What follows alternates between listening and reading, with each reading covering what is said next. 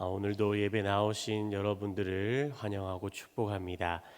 오늘은 생명의 삶 9월 8일자 사사기 16장 1절에서 14절까지 말씀을 가지고 빛과 어둠의 위험한 동거라는 제목으로 말씀 증거하도록 하겠습니다.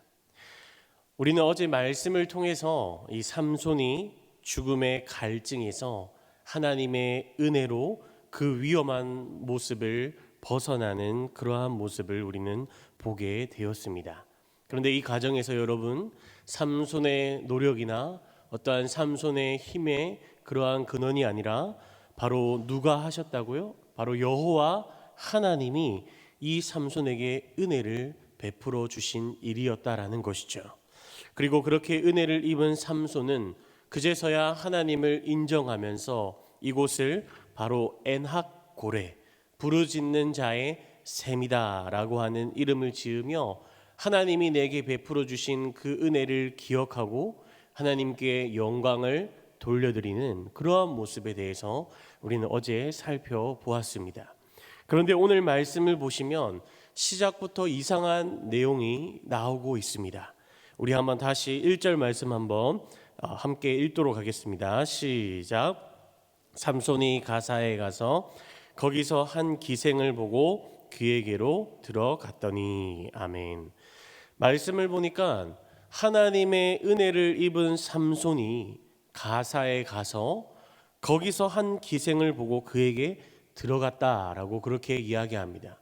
여러분, 무슨 말입니까? 바로 삼손이 성적인 관계를 하기 위해서 그 여자에게로 들어갔다라는 것이죠.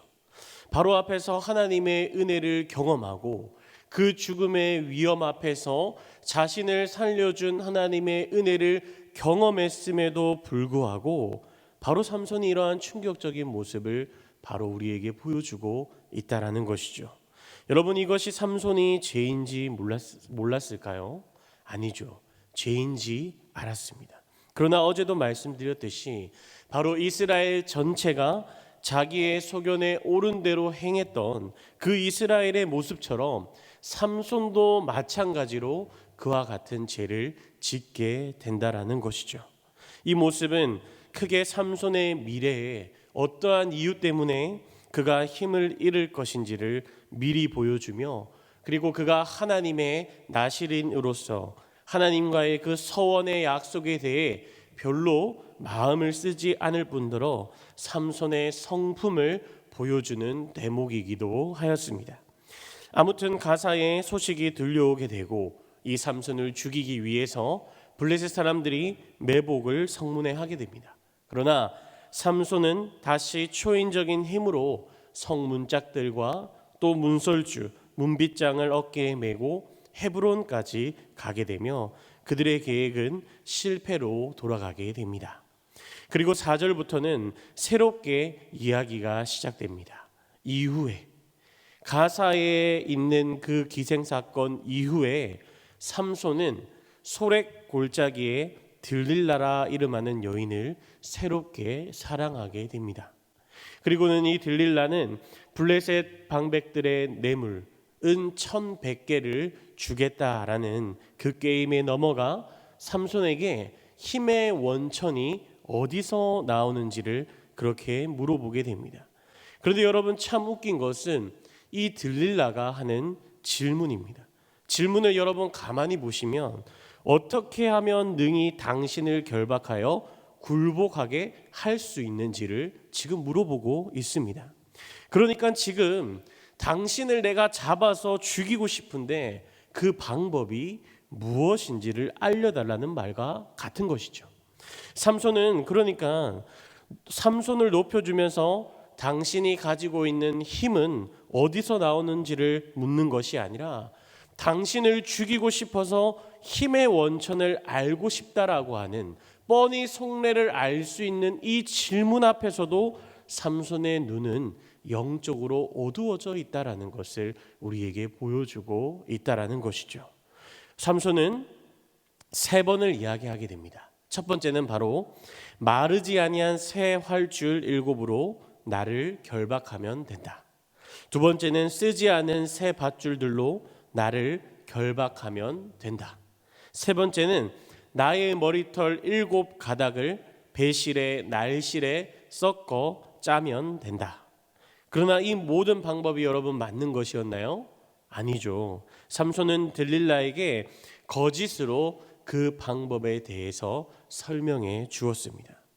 그러나 이 모든 일이 진행될수록 첫 번째 방법을 알려주고 두 번째 방법을 알려주고 세 번째 방법을 알려주며 그 방법을 알려줄 때마다 자신의 목숨을 노렸던 그 들릴라의 모습을 바라보면서도 삼손은 자신이 나실인이라는 것과 구별돼야 한다라는 것을 기억하지 못했습니다.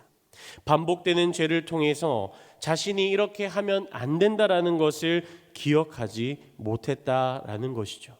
이름의 뜻만 보아도 삼손은 작은 태양을 의미하고 들릴라는 밤을 의미했습니다.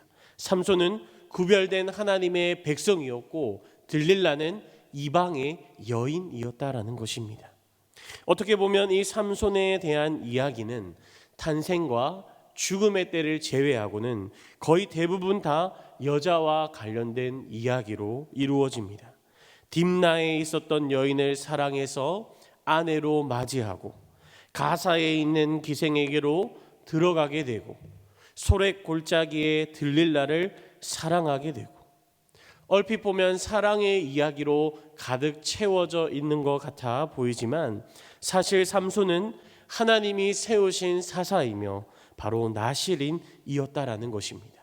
세상과는 구별되게 살아야 하며 하나님을 섬기고 하나님을 사랑해야 하는 삼손이 지금 여인에 빠져 있는 모습을 보여주고 있다라는 것입니다. 그는 자신에게 하나님이 주신 능력을 하나님을 위해 사용하지 않고 자신의 유익을 따라 자신의 소견에 옳은 대로 행동하는 그의 모습을 우리에게 보여줍니다. 사랑하는 성도 여러분, 우리 모두도 하나님의 은사를 받은 사람들입니다. 어떤 자는 듣는 은사를, 어떤 자는 말하는 은사를, 어떤 자는 방언의 은사를, 또 어떤 자는 통역의 은사를, 그 밖에도 수많은 은사와 기질, 달란트를 하나님은 우리에게 모두 허락해 주셨습니다. 그러나 중요한 것은 내가 어떠한 은사를 받은 것이 중요한 것이 아니라 그 은사를 어떻게 하나님 앞에서 사용할 것인가가 더욱더 중요하다라는 사실입니다. 여러분은 지금 삼손과 같이 세상의 좋은 것에 우리가 빠져서 하나님보다 더 앞세우고 살고 있지는 않으십니까? 내가 받은 은사를 하나님을 위해 사용하고 있는 것이 아니라 다른 것을 위해 사용하고 있지는 않으십니까?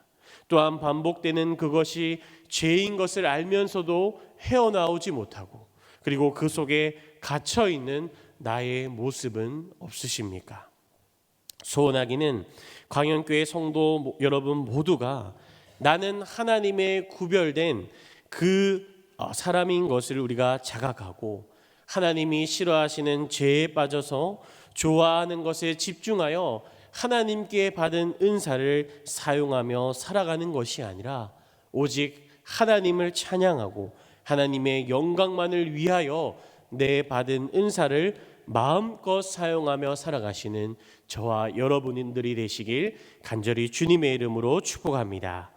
말씀을 마무리하면서 더 중요한 것은 그런데 여러분 바로 하나님의 놀라운 섭리입니다. 삼손은 분명 사랑이라고 하는 그 명분 아래에 이방 여인들과 죄를 즐기며 일탈의 삶을 살아갔습니다.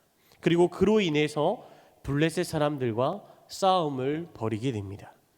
사실 이것은 삼손의 모습뿐만 아니라 바로 이스라엘 백성 전체 모든 백성들의 영적인 상태를 보여주는 것이었습니다.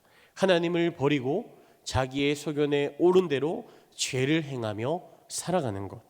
그리고 하나님은 이 삼손을 사용하셔서 이스라엘을 속박한 블레셋을 심판하시고 또 심판하실 준비를 계속해서 준비하십니다. 무슨 말이냐면 하나님은 삼손이 비록 죄를 행할지라도 하나님은 하나님의 역사를 바로 하나님의 방법대로 운행하고 계시다라는 사실입니다. 중요한 것은 내가 이 하나님의 역사에 어떠한 역할을 감당하게 되느냐라는 것이죠. 죄를 지어서 아픈 역사의 역할을 내가 맡게 되느냐, 아니면 하나님의 일을 행함으로 의로운 역할을 맡게 되느냐, 바로 이것에 달려 있다라는 것입니다. 소원하기는 오늘 말씀을 통해서 나에게 주신 그 하나님의 은사를 온전히 하나님과 또 교회를 위해, 사랑하는 이웃들을 위해서만 우리가 사용하시고, 반복되는 죄가 있다면 그것이 죄인 것을 알고 온전히 하나님에게로 돌아서는 그러한 하나님의 역사의 의로움으로 기록되는 그러한 저와 여러분들이 되시길 간절히 주님의 이름으로 축복합니다. 아멘. 다 함께 기도하겠습니다.